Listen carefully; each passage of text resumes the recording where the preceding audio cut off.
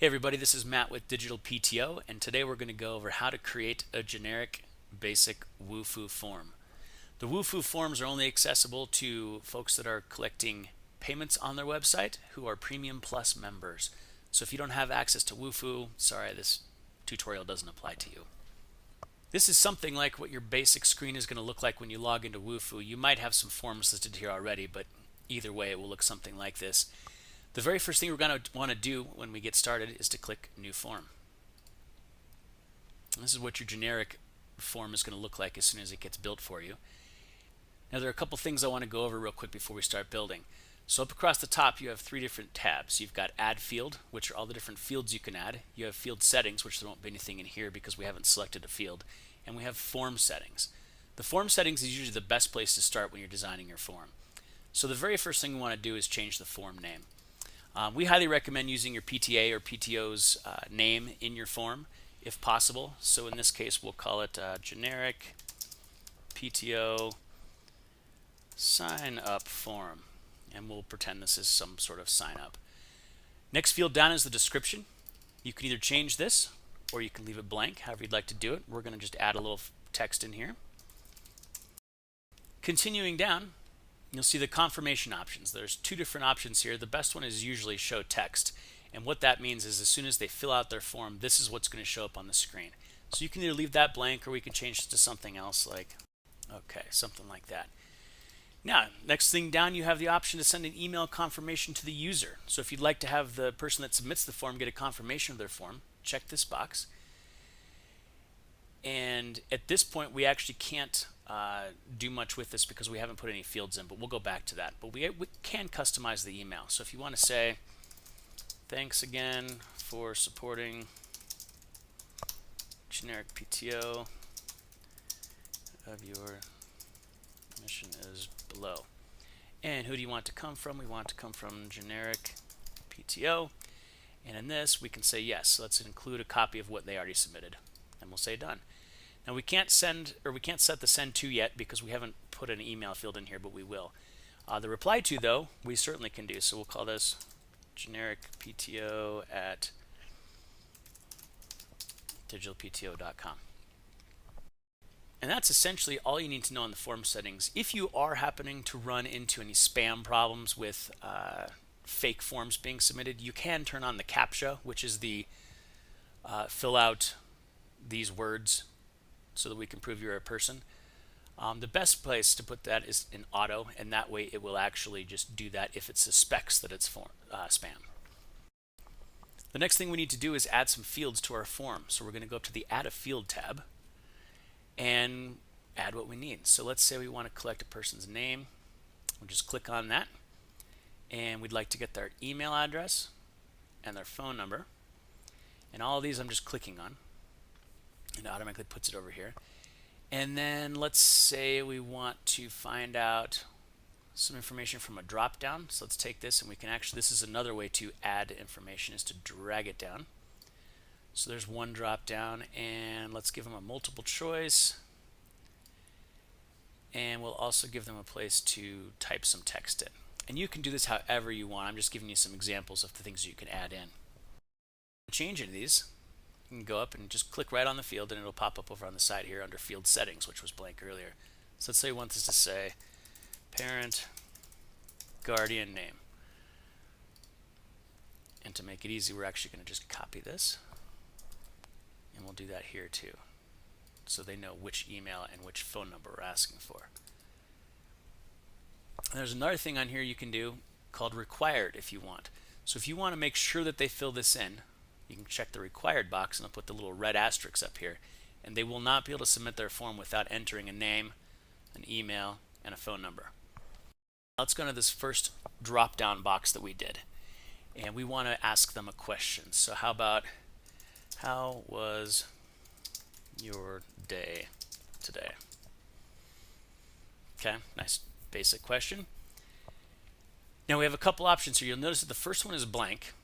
If we want to make this question required, you'll want to have this first one blank because it's going to be the prompt. So if we click required here, you'll notice that this kind of goes into a separate area, and this will be something where we can type in select an option.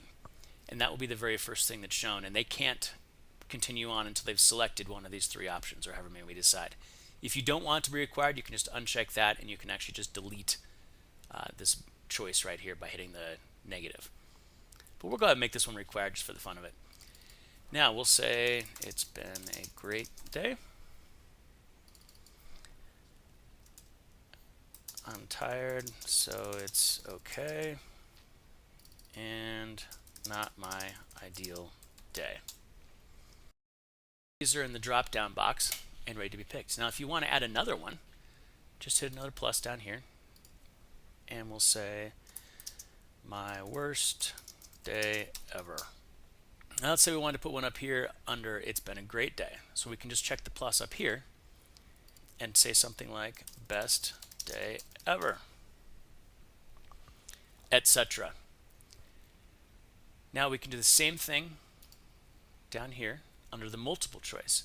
Now what this is, it's essentially going to let them pick one of these options.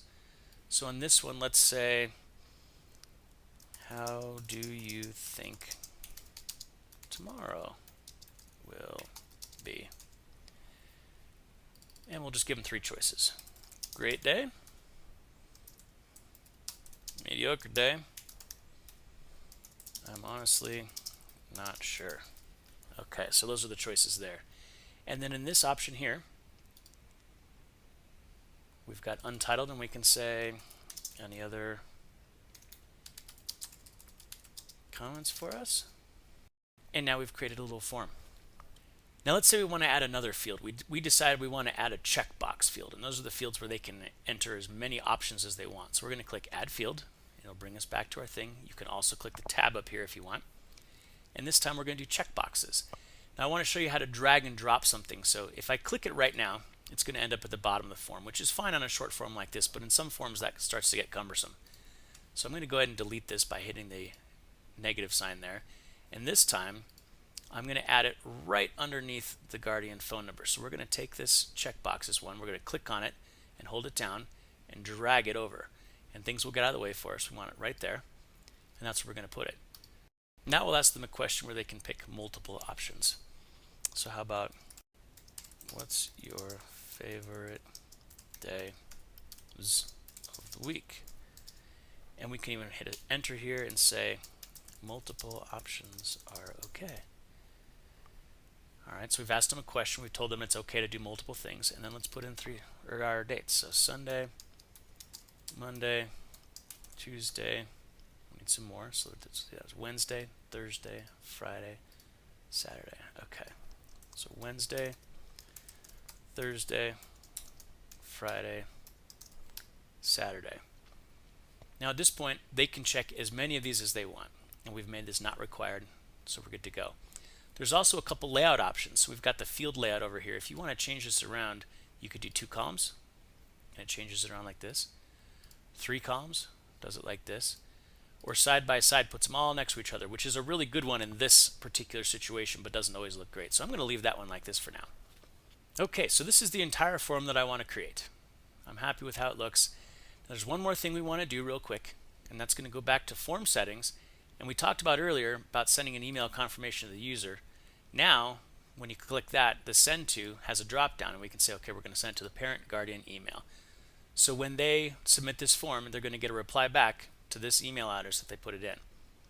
There are a lot more options with formatting, so feel free to play around in here, but this is kind of a basic general rundown of how to create a form. So now we're going to click Save Form, and that will save our form. And now it's going to give us 3 options. We can continue to edit this form if we want to. If we click that, it'll just take us back to that page. We can set up the email notifications for this form, which are very important. Or if we're done with all of that, we can just go back to the form manager. Well, we haven't set up email notifications yet, so let's do that first.